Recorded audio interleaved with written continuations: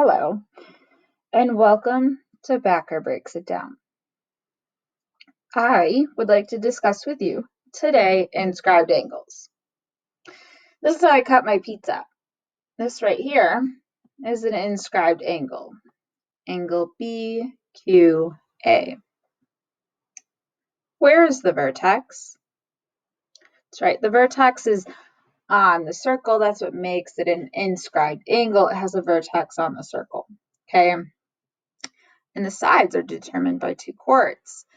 The inscribed angle theorem says that the measure of an inscribed angle is 1/2 the measure of its intercepted arc. So I'm going to go back to my pizza, right? And so this is showing us that the measure of the intercepted arc is 90 degrees. So if the arc is 90 degrees, what's the measure of the angle? Well, the angle would be half of that. So that means the measure of my inscribed angle here is 45 degrees. 45 is half of 90. Okay, that's what the inscribed angle theorem is saying. Okay, so it's saying that the angle is 1/2 the arc. Now, if you happen to be one of those individuals that doesn't really like working with fractions, even one as simple as 1/2, keep in mind that you can totally multiply both sides by 2, and you can go 2 times the angle is equal to the arc as well, and that works too. I kind of like that one for any problems involving algebra. Right. So, second fact, and it says so right here, so let me highlight this for you. It says if two inscribed angles intercept the same arc, then they are congruent. So you'll notice that in the diagram to the right, angle A and angle D both intercept arc BC. So that means angle A and angle D are congruent. Okay.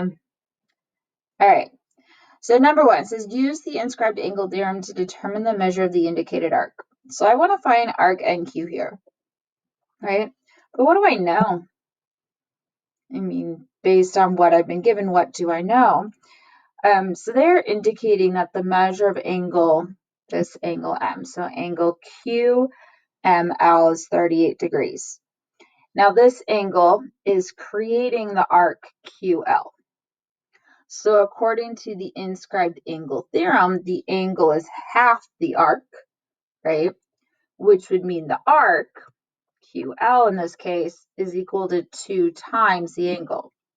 So if I go 2 times 38, I get 76. So I know that arc QL is 76 degrees. So how does this help me? I want to find arc NQ. Okay. So in our circle problems, we are finding that we need to be aware of diameters because diameters split the circle into two 180-degree arcs. Okay. And so we are currently working with this semicircle here, NQL. NQL is 180 degrees.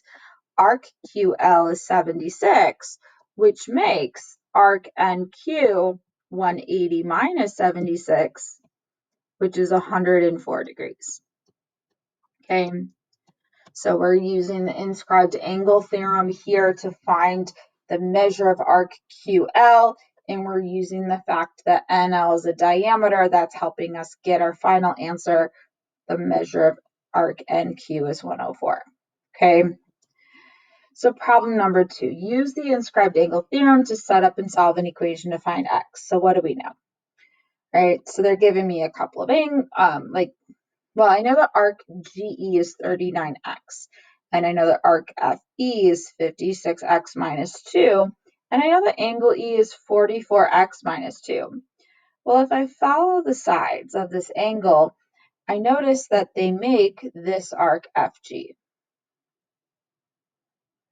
So I can use the inscribed angle theorem to come up with an algebraic representation for that arc, because I know that the angle is half the measure of the arc.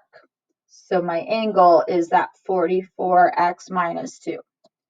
So this is half the arc. So if I take this and I double it, this is actually going to equal the arc FG, that is.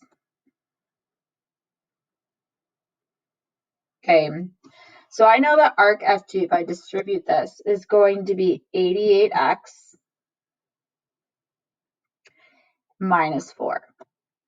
And so now you'll notice, hey, I know about all 3 arcs of this circle.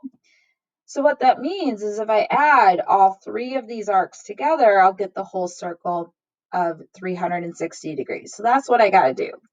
I have to add all 3 of these arcs together and say that their total sum is equal to the whole circle, which is 360 degrees. I wonder if I did that already. Nope, I didn't. We got to do this all right now. So I'm going to combine my terms of 88x and 56x and 39x, and that's going to give me 183x. I'm going to combine -4 and -2, so that's easy. That's -6. So here is my nice and simple equation, and I'm just going to do the algebra to figure out what is x. So 183x is equal to 366, which means the value of x is 2. So inscribed angles are angles that have a vertex on the circle. Okay, the measure of an inscribed angle is half the measure of its arc. You can also use the formula that 2 times the angle is equal to the arc. And then another little relationship, if 2 inscribed angles have the same intercepted arc, then those angles are congruent. And that's how Backer breaks it down.